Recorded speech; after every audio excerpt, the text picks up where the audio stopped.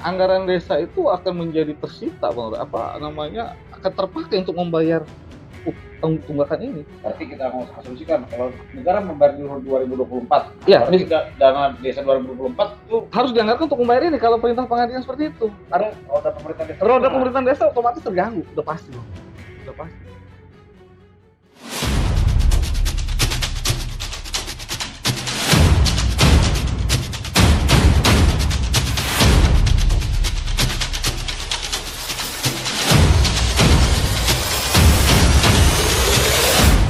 Assalamualaikum warahmatullahi wabarakatuh. Waalaikumsalam warahmatullahi wabarakatuh.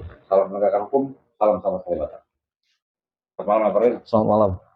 Ya, alhamdulillah kita di bulan puasa ini pertengahan Ramadan. Sebentar lagi kita sampai di ujung ya. Ya, mudah-mudahan kita sehat, Bang ya. Amin.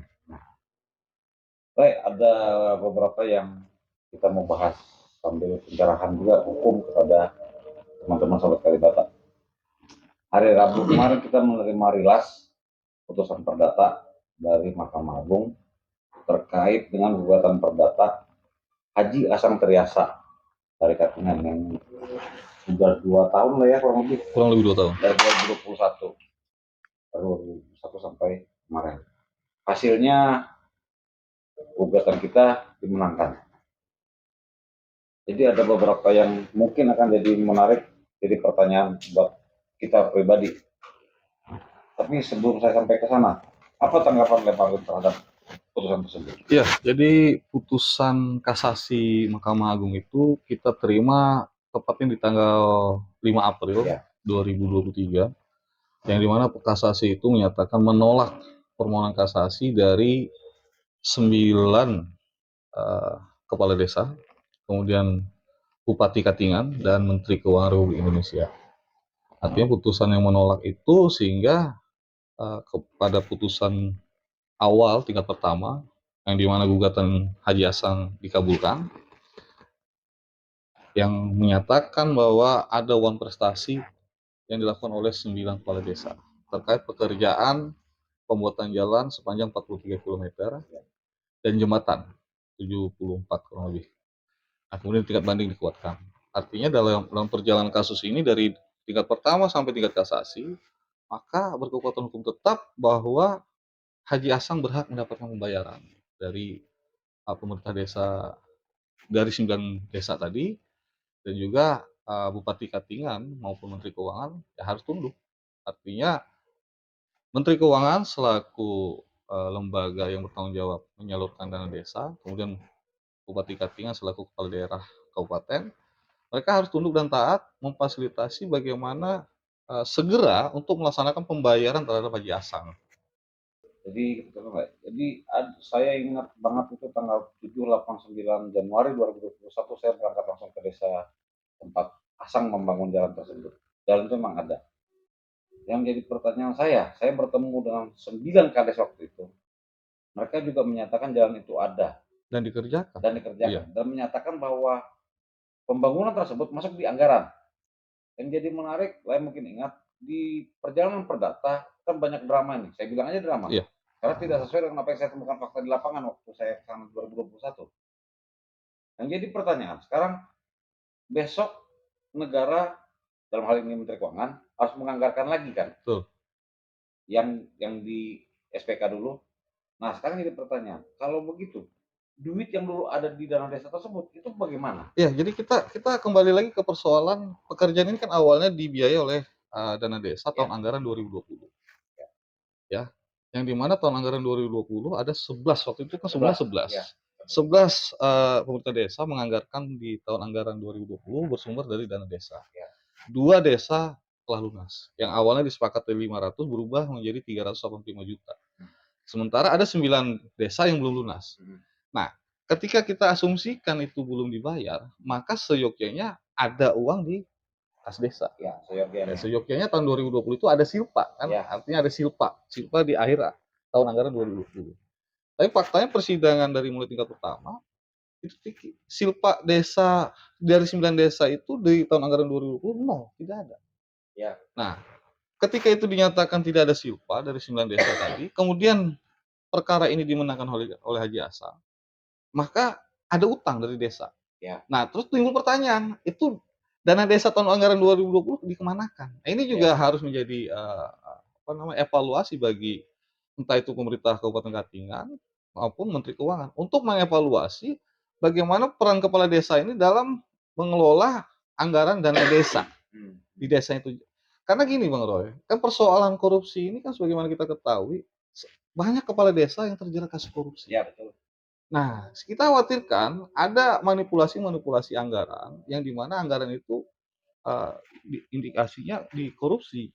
Nah, sehingga kan kalau terkait dengan pekerjaan jasa tidak terbayar, berarti kan ada anggaran, tapi tidak ada anggaran. Kemudian dimenangkan perdata ini, maka harus dianggarkan kembali. Nah, ini jadi perhatian serius. Ada kalanya bisa jadi ini sindikat namanya Bang Roy. Sindikat yang di mana ada istilah kerennya itu berjamaah. Berjamaah mengelola suatu anggaran yang dipercaya tapi disalahgunakan. Gitu loh Bang Roy. Jadi ada yang menarik, Le mungkin ingat. Itu kan anggaran 2020. Iya. Asang datang ke kita Januari 2021. Iya. Kita sempat buka aplikasi yang namanya Siskuedes kalau nggak salah. Sempat kita buka Ya. Siskuedes Dan ya. sempat kita print. Iya. Artinya yang kita waktu itu kan semua itu masuk dianggarkan. Dianggarkan. Bahkan sudah ada LPG-nya. Betul. Nah, yang jadi pertanyaan lain mungkin ingat, sepanjang perjalanan sidang, mereka banyak yang mengingkari ini kan. Justru itu Bang Roy. Yang fakta yang kita temukan dari Siskuedes, kemudian disodorkan dari fakta di persidangan, ini semua berbeda sekali Bang, berbeda sekali. Seolah-olah Siskuedes itu dianggap tidak pernah ada. Ya, dan faktanya juga aplikasi itu pun ternyata berjalan seiring waktu tidak bisa lagi diakses Bang Roy. Nah, ini juga kita protes juga ke Kementerian Keuangan, ini aplikasi Siskuedes, sistem keuangan desa kok begitu sulit untuk diakses. Transparan, jadi sekarang iya kan harusnya itu udah bagus semua masyarakat bisa mengakses, tapi tiba-tiba susah diakses. Ini ada apa lagi? Ini pemerintah sudah melenceng katanya mau transparan dalam pengelolaan keuangan, tapi nyatanya tidak ada. Dan parahnya lagi, kalau kita bicara ada kesalahan dalam pengelolaan keuangan desa, 9 kades ini tidak pernah terjerat kasus. Nah, yang ada malah Asang maupun camatnya pada saat itu yang dijadikan dituduh korupsi. Gitu. Saya ingat hasil inspektorat. Betul. Mengatakan bahwa yang bersalah itu 11 kepala desa, ya, dan 1 camat. Tapi faktanya hasil inspektorat tadi tidak pernah dijadikan dasar untuk memproses perbuatan atau kelakuan dari kepala desa tersebut. Ya, artinya kan sebenarnya hasil inspektorat tadi itu kan itu udah untuk penyidik. Harusnya Bang Roy. Cuma kan persoalannya faktanya hari ini yang jadi masalah dituduhkan korupsi itu hanya pada diri Haji Hasan dan waktu itu mantan camatnya Hernadi. Jadi kalau lihat kan ada yang aneh ya, artinya sangat aneh sekali Bang Roy. Kan perdata ini. Ya, justru itu Bang Roy. Haji Hasan ini kan dia merasa dipercaya, disuruh bekerja, dia mengeluarkan uang pribadinya. Kemudian dia rugi, tidak dibayar. Nah, kemudian dia menuntut melalui jalur yang benar. Dia nuntut melalui gugatan, kemudian dimenangkan. Dalam perjalanan dia dituduh korupsi, Bang Roy.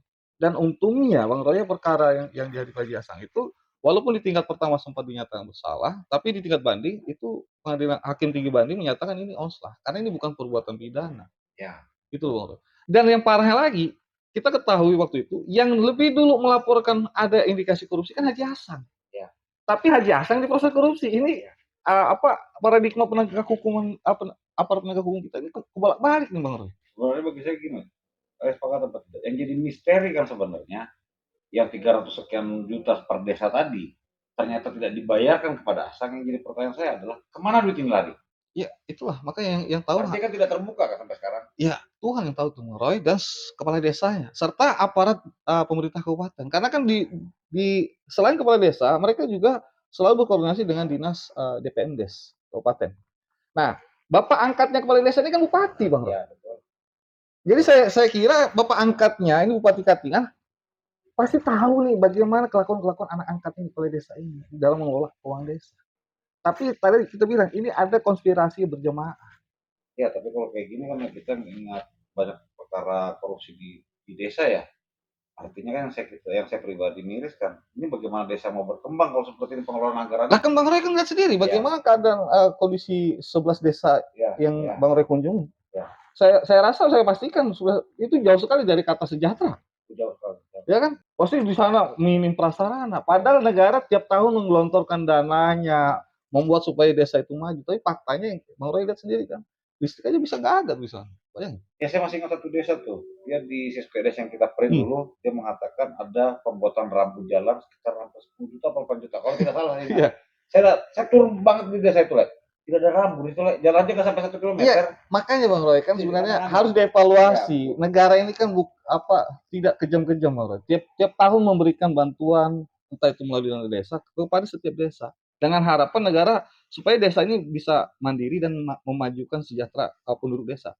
Tapi faktanya kenapa desa itu tidak maju? Ya tadi karena ada perilaku-perilaku korupsi yang sengaja turun temurun ini selalu terjadi.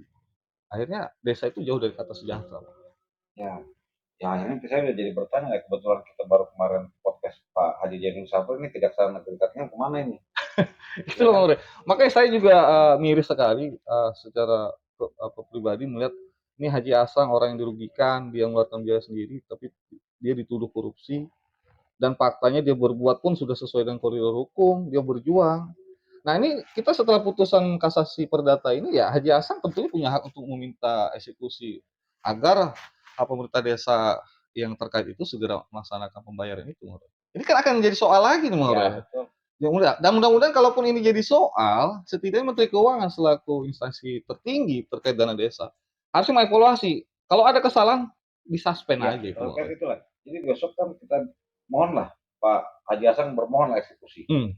Ya pertanyaan. Sekarang apa efeknya kepada desa-desa tersebut? Ya, efeknya tentunya anggaran desa itu akan menjadi tersita, Bang. Apa namanya, akan terpakai untuk membayar tunggakan ini. Berarti kita mau asumsikan kalau negara membayar di 2024, Ya, berarti dana desa 2024 itu harus dianggarkan untuk membayar ini kalau perintah pengadilan seperti itu.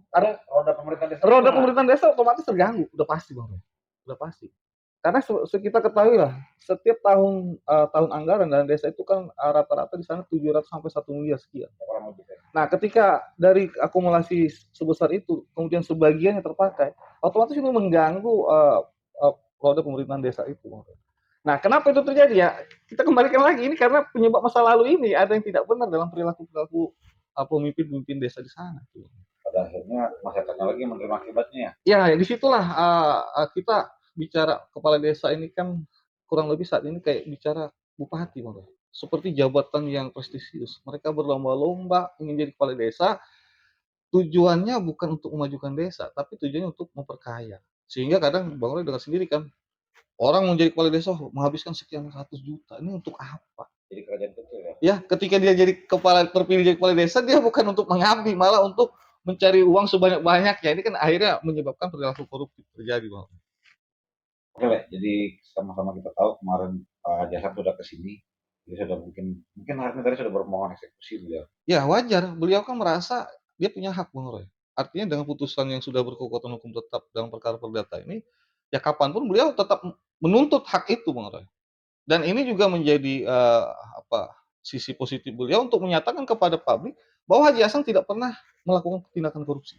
Itu. Artinya apa yang dituduhkan bahwa Haji Hasan korupsi itu ya sebenarnya dengan fakta putusan perdata ini tidak benar akhirnya. Gitu loh. Jadi untuk Le, Ya. apa yang lain bisa ambil dari perkara ini? Iya, pertama saya hanya menyampaikan melalui podcast ini setidaknya entah didengar nanti oleh Menteri Keuangan agar mengevaluasi lagi terkait apa sih kegunaan penyaluran dana desa itu. Ketika dana desa yang disalurkan itu ternyata tidak bermanfaat, malah banyak menimbulkan mudaratnya, dievaluasi. Ya, dievaluasi daerah itu entah mengevaluasi melalui pemerintah daerah, ketika itu ada kesalahan, ya kasih sanksi, satu. Nah, yang kedua juga, di sini juga pembelajaran bagi masyarakat desa. Ke depan, jangan mudah memilih kepala desa hanya gara-gara, diiming-imingi. Sementara masyarakat desa sudah bisa mengukur, apakah selama ini ketika seorang itu jadi kepala desa, ada tidak kemajuan positifnya bagi desa itu? Itu juga tidak ada. Nah, yang terakhir nih, Bang Roy, lagi-lagi karena podcast kita ini kan mengarah menyoroti penegakan hukum. Ya betul. Ya, saya juga meminta bahwa dalam penegakan hukum itu jangan tebang pilih lah, Bang. Ya. Katakan yang benar, yang salah, yang salah. Nah, faktanya hari ini, kalau kita mengacu ke persoalan yang dihadapi oleh Haji Hasan, penegakan hukum untuk para kepala desa ini bagaimana? Ini juga harus fair, Bang. Ya, jangan cuma habis pada diri Haji Hasan. Sementara Haji Hasan ini kan dia bukan pengelola daripada keuangan desa. Nah, terus bagaimana mereka yang punya, tanggung jawab mengelola keuangan desa? Contohnya kepala desa. Kalau ada kesalahan ya jangan dilindungi, Bang Roy. Ya penegakan hukum itu harus berjalan fair saja. Gitu loh, itu pesan saya, Bang. Ya, bagi saya pribadi sih yang menarik sebenarnya itu ya, yang Kau sampaikan juga mengenai nyawa hukum. Kan dalam arti kan yang tetap jadi pertanyaan besar sekarang, dana tersebut kemana? Ya kalau tidak diperiksa, tidak diselidiki melalui proses penegakan hukum, ini tidak akan terbongkar. Betul, betul. Ya, itulah makanya kita minta penegakan hukum itu harus fair, supaya terbuka dengan jelas. Kalaupun itu ada kesalahan daripada mereka kepala desa, ya ditindak. Gitu. Oke, Le, terima kasih Le, Terima kasih, Bang. teman-teman. Jadi demikian sahabat-sahabat Kalibata. Salam penegakan hukum, salam sahabat Kalibata. Assalamualaikum warahmatullahi wabarakatuh. Waalaikumsalam warahmatullahi wabarakatuh.